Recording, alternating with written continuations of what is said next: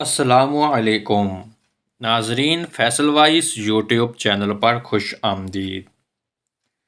ناظرین، حضرت رسول خدا صلی اللہ علیہ وآلہ وسلم نے فرمایا کہ نہیں داخل ہوتے فرشتے رحمت کے جس گھر میں کتا یا تصویر ہو، اور دوسری حدیث میں یہ بھی فرمایا کہ سب سے زیادہ عطاب اللہ تعالیٰ کے نزدیک تصویر بنانے والوں کا ہوگا۔ ایک حدیث میں یہ بھی ہے کہ تصویر بنانے والے پر خدا تعالیٰ کی لعنت ہے۔ ناظرین، جاندار چیزوں کی تصویر بنوانا، اس کا رکھنا، اس کا بیچنا، خریدنا حرام ہے۔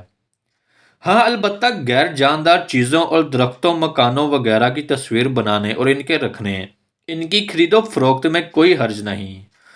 ناظرین، کچھ لوگ مکانوں میں زینت کے لیے انسانوں اور جانوروں کی تصویریں یا مورتیاں رکھتے ہیں، یہ حرام ہے۔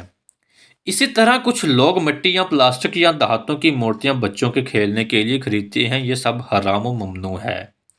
اپنے بچوں کو اس سے روکنا چاہیے اور ایسے کھلونوں اور گڑیوں کو توڑ پھوڑ دینا یا جلا دینا چاہیے۔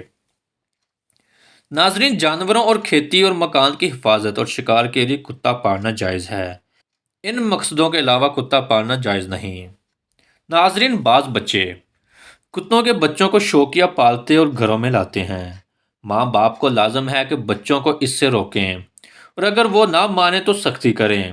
حدیث شریف میں جن کتوں کے گھر میں رہنے سے رحمت کے فرشتوں کے نہ آنے کا ذکر ہے، ان کتوں سے مراد وہی کتے ہیں جن کو پالنا جائز نہیں ہے۔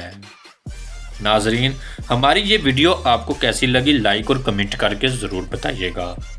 ملتے ہیں اپنی اگلی نئی ویڈیو میں، تب تک اپنا بہت سارا خیال رکھیے گا۔ اللہ حافظ۔